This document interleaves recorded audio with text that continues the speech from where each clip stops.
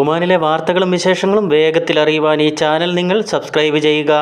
നമസ്കാരം. ഒമാൻ വാർത്തകൾ. Oman driving licence ഇപ്പോൾ ഓൺലൈൻ വഴി പുതുക്കാം. ROP ആപ്പ് വഴിയും വെബ്സൈറ്റ് വഴിയും സനത് സെൻറ്ററുകളിലും സൗകര്യം. മിനിറ്റുകൾ കൊണ്ട് ലൈസൻസ് പുതുക്കി ലഭിക്കും. ഒമാൻ ഡ്രൈവിംഗ് ലൈസൻസ് പുതുക്കുന്നതിന് ഓൺലൈൻ സൗകര്യം ഒരുക്കി റോയൽ ഒമാൻ പോലീസ്. നേരിട്ട് ROP സേവന കേന്ദ്രങ്ങളിലെത്തി നടപടികൾ പൂർത്തിയാക്കിയാണ് നേരത്തെ ലൈസൻസ് പുതുക്കിയിരുന്നതെങ്കിൽ ROP വെബ്സൈറ്റ് വഴിയും ആപ്ലിക്കേഷൻ വഴിയും സനത് സെൻറ്ററുകൾ വഴിയും ഇപ്പോൾ ലൈസൻസ് പുതുക്കാനാകും. പോലീസ് സേവനങ്ങൾ ഇലക്ട്രോണിക് വൽക്കരണത്തിൻ്റെ ഭാഗമായി അടുത്തയിടെയാണ് ലൈസൻസ് പുതുക്കുന്നതും ഓൺലൈൻ വഴിയാക്കിയിരുന്നത്. PKI നമ്പർ ഉള്ളതും ID card mobile നമ്പറുമായി ബന്ധിപ്പിച്ചിട്ടുള്ളവർക്കും ROP app വഴി ആവശ്യമായ വിവരങ്ങൾ നൽകി ഡ്രൈവിംഗ് ലൈസൻസ് പുതുക്കാനാകും. അല്ലാത്തവർക്ക് സനത് സെൻറ്ററുകൾ വഴിയും ലൈസൻസ് പുതുക്കാൻ സാധിക്കും. ആപ്പിൽ സേവനം സൗജന്യമാണെങ്കിൽ സനത് സെൻറ്ററുകളിൽ നിശ്ചിത സേവന നിരക്ക് നൽകി നടപടികൾ പൂർത്തിയാക്കാം. ഇതിനു മുന്നോടിയായി കണ്ണുപരിശോധന പൂർത്തിയാക്കേണ്ടതുണ്ട്. തുടർന്ന് റോയൽ ഒമാൻ പോലീസ് കിയോസ്കുകൾ വഴി പുതുക്കിയ ലൈസൻസ് പ്രിൻ്റ് എടുക്കാൻ സാധിക്കും. മാളുകളിലും വിവിധ വാണിജ്യ കേന്ദ്രങ്ങളിലും പൊതുസേവന സ്ഥലങ്ങളിലും കിയോസ്കുകൾ ലഭ്യമാണ്. 2 റിയാൽ മാത്രമാണ് കാർഡ് പ്രിൻ്റ് ലഭിക്കുന്നതിന് നൽകേണ്ടത്. മുൻകാലങ്ങളെ അപേക്ഷിച്ച് നടപടികൾ അതിവേഗത്തിലായതും മിനിറ്റുകൾ കൊണ്ട് ലൈസൻസ് പുതുക്കി ലഭിക്കുന്നതും ഏറെ സൗകര്യപ്രദമാണ്. ലൈസൻസ് പുതുക്കുന്ന സേവനം ഓൺലൈൻ വഴിയാക്കിയത് അറിയാത്ത പലരും നേരിട്ട് പോലീസ് സേവന കേന്ദ്രങ്ങളിൽ എത്തുമ്പോഴാണ് പുതിയ സൗകര്യങ്ങളെക്കുറിച്ച് മനസ്സിലാക്കുന്നത്. ഇതിനു പുറമെ റോയൽ ഒമാൻ പോലീസിൻ്റെ മൊബൈൽ ആപ്ലിക്കേഷൻ വഴിയും വെബ്സൈറ്റ് വഴിയും വ്യത്യസ്ത സേവനങ്ങൾ ലഭ്യമാക്കി വരുന്നു. ലൈസൻസ് നേടുന്നതുമായി ബന്ധപ്പെട്ട പ്രാഥമിക സേവനങ്ങൾക്കും ഇപ്പോൾ ഓൺലൈൻ സൗകര്യമുണ്ട്. ഇബ്രയിൽ മതിൽ തുറന്ന് മോഷണ ശ്രമം, പ്രവാസികൾ അറസ്റ്റിൽ. തെക്കൻ ഷാർഖിയ ഗവർണറേറ്റിൽ മതിൽ തുറന്ന് മോഷണം നടത്താൻ ശ്രമിച്ച 2 പ്രവാസികളെ റോയൽ ഒമാൻ പോലീസ് അറസ്റ്റ് ചെയ്തു. ഇബ്ര വിലായത്തിൽ കഴിഞ്ഞ ദിവസമാണ് സംഭവം. ഒരു കടയിൽ കയറിയ ശേഷം സമീപത്തെ ജുവലറിയിലേക്ക് കടക്കുന്നതിനായി ചുമരിൻ്റെ ഭാഗം തകർക്കുകയായിരുന്നു. സംഭവത്തിൽ അന്വേഷണം നടത്തിയ തെക്കൻ ഷാർഖിയ പോലീസ് കമാൻഡാണ് ഏഷ്യൻ രാജ്യക്കാരായ 2 പ്രതികളെയും പിടികൂടിയത്. ഇവർക്കെതിരെ നിയമ നടപടികൾ ആരംഭിച്ചതായും പോലീസ് അറിയിച്ചു. മബേല സൗത്തിൽ വീടിന് തീപിടിച്ചു, ഒരാൾക്ക് പരിക്ക്, 4 പേരെ രക്ഷപ്പെടുത്തി. ദ്വീപ് വിലായത്തിലെ മബേല സൗത്തിൽ വീടിന് തീപിടിച്ചു, ഒരാൾക്ക് പരിക്കേറ്റു, 4 പേരെ രക്ഷപ്പെടുത്തിയതായും സിവിൽ ഡിഫൻസ് ആൻഡ് ആംബുലൻസ് വിഭാഗം അറിയിച്ചു. ദിവസം രാത്രിയിലാണ് സംഭവം.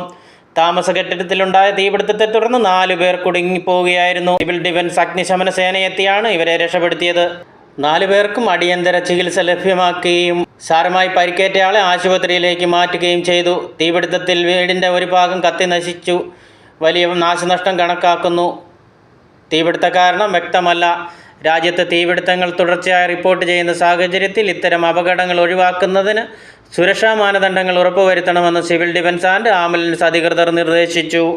ഇബ്രി ഇന്ത്യൻ സ്കൂൾ വാർഷികം ആഘോഷിച്ചു. ഇബ്രി ഇന്ത്യൻ സ്കൂൾ 35ാമത് വാർഷികം സമുചിതമായി ആഘോഷിച്ചു. ജീവിതത്തിൻ്റെ ഘട്ടങ്ങൾ എന്ന പ്രമേയത്തിൽ നടന്ന ആഘോഷത്തിൽ ഇബ്രി വാലി Sheikh doctor Saeed bin Umaid Al Harthi മുഖ്യാതിഥിയായി പങ്കെടുത്തു.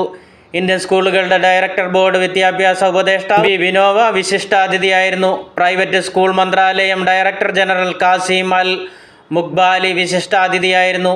സ്കൂളിൻ്റെ 2023-24 വർഷത്തെ പഠന പാഠ്യേതര പ്രവർത്തനങ്ങളിലെ നേട്ടങ്ങൾ, സ്കൂളിൻ്റെ പ്രധാന സവിശേഷതകൾ എന്നിവ ഉയർത്തിക്കാട്ടുന്ന വാർഷിക റിപ്പോർട്ട് പ്രിൻസിപ്പാൾ സുരേഷ് VS അവതരിപ്പിച്ചു.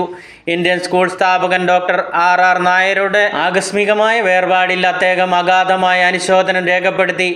ഇന്ത്യൻ സ്കൂൾ സ്ഥാപിക്കുന്നതിൽ ഡോക്ടർ RR നായരുടെ കഠിനാധ്വാനത്തിനും പ്രതിബദ്ധതയ്ക്കും ആദരാഞ്ജലികൾ അർപ്പിച്ചും MP വിനോബ സംസാരിച്ചു. ISI പൂർവ്വ വിദ്യാർത്ഥി വിഭാഗത്തിൻ്റെ രജിസ്ട്രേഷൻ ലിങ്ക് മുഖ്യാതിഥി ഉദ്ഘാടനം ചെയ്തു. സ്കൂൾ വാർത്തകളും അറിയിപ്പുകളും ഉപയോഗിച്ച് രക്ഷിതാക്കളെ അപ്ഡേറ്റ് ചെയ്യുന്നതിനായി സ്കൂൾ വാർത്താക്കുറിപ്പ് ആപ്പോജിയും മുഖ്യാതിഥി പ്രകാശനം ചെയ്തു. തുടർന്ന് അതിഥികൾ മികവുറ്റ വിദ്യാർത്ഥികൾക്ക് അക്കാദമിക പാഠ്യേതര മേഖലകളിലെ നേട്ടങ്ങൾക്ക് ക്യാഷ് പ്രൈസും മെഡലുകളും സർട്ടിഫിക്കറ്റുകളും നൽകി. 2023 CBSE 12ാം ക്ലാസ് പരീക്ഷയിൽ കെമിസ്ട്രി, ഫിസിക്സ്, മാത്തമാറ്റിക്സ് വിഷയങ്ങളിൽ കൂടുതൽ മാർക്ക് നേടി കിഷോർ ബാലാജി 1ാം സ്ഥാനവും സെന്തിൽ കുമാർ 2ാം സ്ഥാനവും കരസ്ഥമാക്കി. അതിഥികൾക്ക് SMC പ്രസിഡന്റ് നവീൻ വിജയകുമാർ സ്നേഹസൂചകമായി മൊമെൻറ്റോകൾ നൽകി ആദരിച്ചു. കൺവീനർ ഡോക്ടർ അമിതാഭ് മിശ്ര പരിപാടിയിൽ നന്ദി പറഞ്ഞു. പ്രവാസികളുടെ പരാതികൾ നേരിട്ടറിഞ്ഞ് അംബാസിഡർ. ഇബ്രി ഇന്ത്യൻ സ്കൂൾ ഓഡിറ്റോറിയത്തിൽ വെച്ച് Indian ambassador Amit Narang Indian കമ്മ്യൂണിറ്റിയുമായി നടത്തിയ സംവാദം പ്രവാസികളെ വിവിധ വിഷയങ്ങൾ അവതരിപ്പിക്കുന്നതിനുള്ള വേദിയായി. ഇബ്രയിലേക്കുള്ള യാത്രാനുഭവവും ഇബ്രയിലെ ഇന്ത്യക്കാരോട് സംസാരിക്കാൻ ലഭിച്ചതിലുള്ള സന്തോഷവും പങ്കുവച്ച് അംബാസിഡർ ഇന്ത്യൻ പ്രവാസികളുടെ ചോദ്യങ്ങൾക്കും സംശയങ്ങൾക്കും പരാതികൾക്കും മറുപടി നൽകുകയും ചെയ്തു. സെക്കൻഡ് സെക്രട്ടറി ജയ്പാൽ നന്ദയും പങ്കെടുത്തു. സാമൂഹിക പ്രവർത്തകൻ Jamal Hasan, doctor Shaifa Jamal എന്നിവർ നേതൃത്വം നൽകി. കൊല്ലം സ്വദേശി നിസ്വയിൽ മരണപ്പെട്ടു. കൊല്ലം സ്വദേശിയെ ഒമാനിൽ മരിച്ച നിലയിൽ കണ്ടെത്തി. പള്ളിമൺ സ്വദേശി മംഗലത്തെ വീട്ടിൽ ജയേഷ് 42 വയസ്സാണ് നിസ്വയിലെ വർക്കത്ത് അൽ മൗസിൽ താമസ സ്ഥലത്ത് മരണപ്പെട്ട നിലയിൽ കണ്ടെത്തിയത്. ബിൽഡിംഗ് മെറ്റീരിയൽ സ്ഥാപനത്തിൽ ജോലി ചെയ്തു വരികയായിരുന്നു. 14 വർഷമായി ഒമാനിൽ പ്രവാസിയായിരുന്നു. ഭാര്യ രമ്യ, മക്കൾ ആദിത്യൻ, ആദിഷ്, പിതാവ് ജനാർദ്ദനൻ പിള്ള, മാതാവ് വിജയലക്ഷ്മി എന്നിവരാണ്. ആശുപത്രിയിൽ സൂക്ഷിച്ച മൃതദേഹം നടപടികൾ പൂർത്തിയാക്കി നാട്ടിലേക്ക് കൊണ്ടുപോകുമെന്ന് കൈരളി പ്രവർത്തകർ അറിയിച്ചു. ഒമാനിൽ ശനിയാഴ്ച വരെ മഴ തുടരും. ഒമാൻ്റെ വടക്കൻ മേഖലയിൽ ഇന്നലെയും ശക്തമായ മഴ ലഭിച്ചു. ആലിപ്പഴ വർഷവുമുണ്ടായി. വാദികൾ നിറഞ്ഞൊഴുകുകയും ചെയ്തു. ശനിയാഴ്ച വരെ ശക്തമായ കാറ്റും മഴയും തുടരുമെന്നും ആളുകൾ ജാഗ്രത പാലിക്കണമെന്നും അധികൃതർ നിർദ്ദേശിച്ചു. വരും ദിവസങ്ങളിൽ ദോഫാറിലും മഴ ലഭിക്കും. അസ്ഥിര കാലാവസ്ഥ തുടരുമെന്നും കാലാവസ്ഥാ മുന്നറിയിപ്പുകൾ വ്യക്തമാക്കുന്നു. റുസ്താക്ക്, അബാബി, മഹദ, ഇബ്രി, സഹം, ഖാബൂറ, ലിവ, സൂഹാർ, സുബൈക്ക്, ആദം, നക്കൽ, ദിമ, സമയിൽ തുടങ്ങിയ പ്രദേശങ്ങളിലാണ് ശക്തമായ മഴ ലഭിച്ചത്. രാവിലെ മുതൽ അന്തരീക്ഷം മേഘാവൃതമായിരുന്നുവെങ്കിലും ഉച്ചയോടെയാണ് മഴയെത്തിയത്. രാത്രിയിലും കനത്ത കാറ്റും മഴയും തുടർന്നു. മഴയിൽ ആളപായങ്ങൾ റിപ്പോർട്ട് ചെയ്തിട്ടില്ല. വാഹനങ്ങൾക്ക് കേടുപാടുകൾ സംഭവിച്ചിരുന്നു. പലയിടത്തും പർവ്വതനിരകളിൽ നിന്നും വെള്ളം കുത്തിയൊലിച്ചു. ഇത്തരം പ്രദേശങ്ങളിൽ സൂക്ഷ്മതയോടെയാണ് ഡ്രൈവർമാർ വാഹനം ഓടിച്ചത്. ഗസയിൽ അടിയന്തര വെടിനിർത്തൽ. GCCയും US ചർച്ച നടത്തി. ഒമാൻ വിദേശകാര്യമന്ത്രി സെയ്ദ് ബദർ അൽ ബുസൈദിയും അമേരിക്കൻ സ്റ്റേറ്റ് സെക്രട്ടറി ആന്റണി ബ്ലിങ്കനുമായി ചർച്ച നടത്തി. ഗൾഫ് കോപ്പറേഷൻ കൗൺസിൽ രാജ്യങ്ങളിലെ വിദേശകാര്യ മന്ത്രിമാരും അമേരിക്കയും തമ്മിലുള്ള സംയുക്ത യോഗത്തിന്റെ ഭാഗമായാണ് കൂടിക്കാഴ്ച നടന്നത്. സൗദി, UAE, ഖത്തർ വിദേശകാര്യ മന്ത്രിമാർ ഉൾപ്പെടെ സന്നിഹിതരായിരുന്നു.